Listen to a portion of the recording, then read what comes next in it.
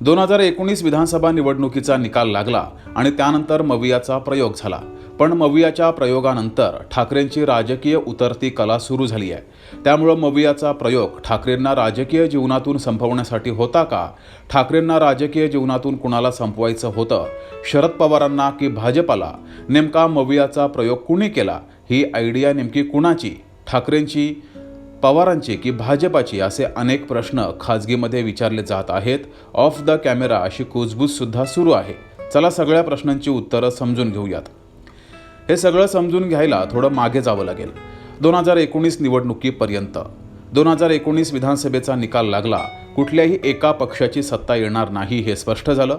काँग्रेस राष्ट्रवादी यासोबत भाजपा जाणार नाही हेही सत्य होतं आणि भाजपासोबत काँग्रेस राष्ट्रवादी जाणार नाही, तसंच शिवसेना काँग्रेस राष्ट्रवादीसोबत जाणार नाही हेही तितकंच सत्य होतं. काँग्रेस राष्ट्रवादीकडे तितके आमदार नव्हते. त्यांची सत्ता येण्या इतपत आमदार त्यांच्याकडे नव्हते. आकडे होते भाजपा शिवसेनेकडे. पण उद्धव ठाकरेंनी अमित शहा यांनी बंद खोलीमध्ये अडीच वर्ष मुख्यमंत्री हे सूत्र ठरवलंय. त्यामुळं त्या सूत्रानुसार सत्ता स्थापन करू असं म्हटलं. पण भाजपानं तशी चर्चा झाली नाही असं विधान केलं. कारण भाजपाला खात्री होती सत्ता भाजपाशिवाय कुणाचीच येऊ शकत नाही. शिवसेना काँग्रेस राष्ट्रवादीसोबत जाणार नाही. त्यात शरद पवारांनी भाजपाला बाहेरून पाठिंबा देण्याचा निर्णय घेतला आणि भाजपाची सत्ता येणार हे ठरलं. पण तेव्हा एक ट्विस्ट झाला. मवियाचा प्रयोग झाला, ज्याची भाजपाला सुतराम शक्यता नव्हती आणि भाजपाला मोठा राजकीय धक्का बसला. तेव्हाच भाजपानं उद्धव ठाकरे आणि त्यांच्या शिवसेनेला राजकीय जीवनातून संपवण्याचा विडा उचलला. पण तेवढ्यात कोरोनाची महामारी आली आणि भाजपा काही काळ शांत बसला.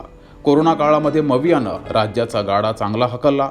उद्धव ठाकरे घराघरात पोहोचले आणि ठाकरे हे पूर्ण घराघरात पोहोचले आणि भाजपाची चलबिचल वाढत गेली. खरं तर 2014 ते 2019 भाजपानं शिवसेनेला कसं वागवलं हे संपूर्ण राज्यानं पाहिलंय.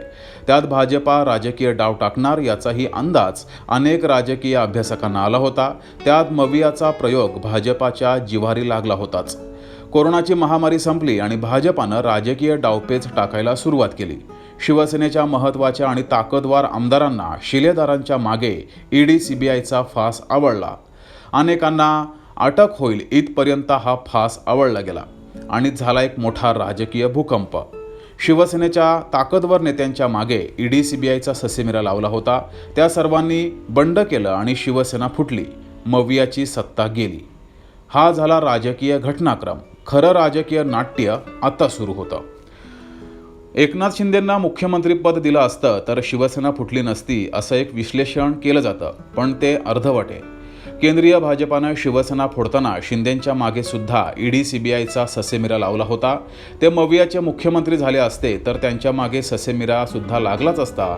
ते मवियाचे मुख्यमंत्री असते आणि तेव्हा तर शिवसेना आणि मवियाची सत्ता तर गेली असतीच. पण झालं त्यापेक्षा मोठं नुकसान हे शिवसेनेचं झालं असतं. त्यामुळं शिंदेंना मुख्यमंत्रीपद द्यायला पाहिजे होतं. हा मुद्दा निकाली निघतोय. दुसरा मुद्दा, उद्धव ठाकरेंनी राजीनामा द्यायला नको होता असं शरद पवार नंतर बोलले. राजकीय नेते अनेकांचा सल्ला घेतात तेव्हा ठाकरेंनी सुद्धा अनेकांचा सल्ला घेतला असणार. आता पुढे काय काय करायचं या संदर्भात सल्ला घेतला असेल. मात्र तेव्हा शरद पवारांनी शिवसेना जाऊ द्या, मविया वाचवण्यासाठी हा सल्ला जो नंतर दिला तो आधी का दिला नाही हाही प्रश्न आहे. भाजपाला जेव्हा वाटलं आता मवियाचा प्रयोग होईल, आपल्याला सत्तेपासून दूर राहायला लागेल, तेव्हा भाजपानं पत्रकार परिषद घेऊन थेट ठाकरेंसोबत डील का केलं नाही हाही मुद्दा आहे. आणि अडीच वर्षाचा फॉर्म्युला का तेव्हा केला नाही? अर्थात भाजपाला हिंदुत्ववादी शिवसेना जितका राज्यात कमकुवत होईल तेवढा भाजपाला फायदा आहे. त्यामुळं हिंदुत्ववादी मतांमध्ये शिवसेना भागीदार नको. त्यामुळं भाजपाचे डावपेच हे सुरू आहेत. त्यामुळं ते ठाकरेंसोबत डील करणार नव्हते हे ठरलेलं होतं. मवियाचा प्रयोग झाला तेव्हाही आणि प्रत्यक्षात शिवसेना फोडताना सुद्धा. सगळ्यात महत्त्वाचा मुद्दा आहे, आजूबाजूला इतके राजकीय डावपेच सुरू होते. भाजपा शांतपणे डावपेच टाकत होती. हे उद्धव ठाकरेंच्या लक्षात कसं येत नव्हतं? पक्षामध्ये इतके आमदार नाराज आहेत हे ठाकरेंना कळलं नाही का? आणि जर कळलं असेल तर त्या आमदारांसोबत ठाकरेंनी थेट संवाद का साधला नाही?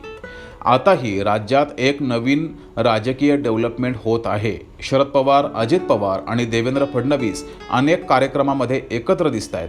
भविष्यात भाजपा हिंदुत्ववादी मतं सगळी सोबत राहावीत म्हणून एकनाथ शिंदेंना बाजूला करून राष्ट्रवादीला सोबत घेऊन राज्यात हिंदुत्ववादी भाजपा आणि राष्ट्रवादी एकत्र येऊ शकते. त्यामुळे आधीच बाजूला असलेले काँग्रेस, उद्धव ठाकरे यांच्यासोबत भविष्यात एकनाथ शिंदे सुद्धा बाजूला दिसू शकतात. भाजपाची ही राजकीय खेळी आहे ही एकनाथ शिंदेंच्या तरी लक्षात आली आहे का? नाहीतर सध्याच्या राजकीय स्थितीवरून आणि अनेक राजकीय अभ्यासकांच्या विश्लेषणावरून भविष्यात भाजपा राष्ट्रवादी 100% एकत्र येतील आणि सत्तेत राहतील. विरोधात राहतील उद्धव ठाकरे, एकनाथ शिंदे आणि काँग्रेस. कारण आहे एकच, राजकीय डावपेच हे ओळखता आले नाहीत म्हणून. शेवटी काय, आपण जे नेहमी म्हणतो ते म्हणजे हे राजकारण आहे. शाळेतला पहिलीचा वर्ग नाही. इथे कायम राजकीय डावपेच हे टाकावे लागतात. राजकीय डावपेच ओळखायला सुद्धा लागतात. राजकारणात कायम शिकाऱ्याच्या भूमिकेत राहावं लागतं, नाहीतर तुमची शिकार ही ठरलेली आहे.